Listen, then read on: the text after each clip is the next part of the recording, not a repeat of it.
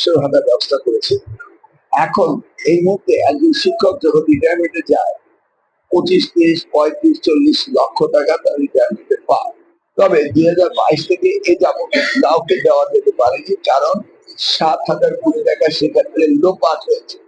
এবারের বাজেটে মাননীয় প্রধানমন্ত্রী অ্যালোকেট করেছেন এবং আমরা আশা করছি উইদিন আ মান্থ আমরা আবার সকলকে এই অবসর ভাতা এবং কল্যাণ ট্রাস্ট আমরা দিতে পারবো। আমাদের এই পরীক্ষা নিরীক্ষা সমীক্ষা এই কাজগুলো তালিকা প্রণয়নের কাজগুলো অলরেডি চলছে। এ যাবৎ 25,000 তালিকা হয়ে গিয়েছে, এখন শুধু আস্তে আস্তে দেওয়া শুরু হতে হবে। ধন্যবাদ।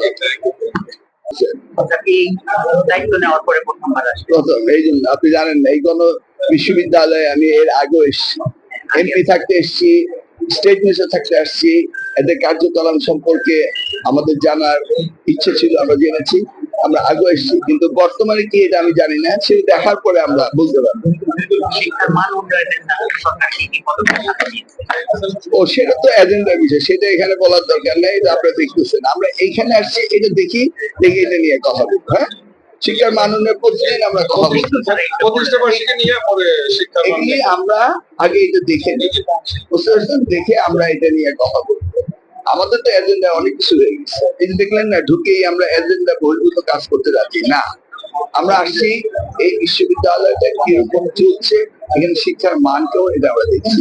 আর শিক্ষার মান উন্নয়নের জন্য আমাদের অনেক এজেন্ডা, এটা বলতে গেলে 1 ঘন্টা লাগবে। আমরা প্রতিদিন ন্যাশনাল মিডিয়া বলি, এটা আমাদের এজেন্ডায় রয়েছে, এটা আমরা দেখতে পাচ্ছি। আজকে আমরা এই প্রতিষ্ঠানটা দেখে কথা বলবো।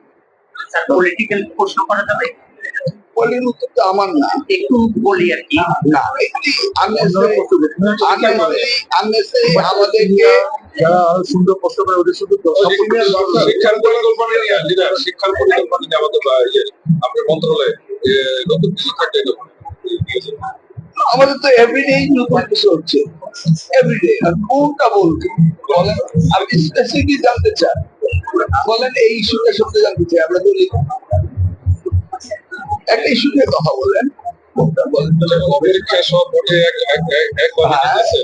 পরবর্তীতে আরো এই যে এখন আপনি স্পেসিফিক বললেন, আমরা একক প্রশ্নপত্র এবার এইচএসসি পরীক্ষা নিচ্ছি এবং আগামী দিনে মাদ্রাসা এবং টেকনিক্যাল বোর্ডের প্রশ্ন একক প্রশ্ন হবে, কারণ একটি বাংলাদেশের একই বোর্ডে একটা প্রশ্ন করতে পারে। একটি দেশের ছাত্রদেরকে একই প্যারামিটার স্ট্যান্ডার্ডাইজ করতে হবে, সেজন্য আমরা এবার 9টি বোর্ডকে একক করেছি, টেকনিক্যাল এন্ড মাদ্রাসা হয়নি, এটা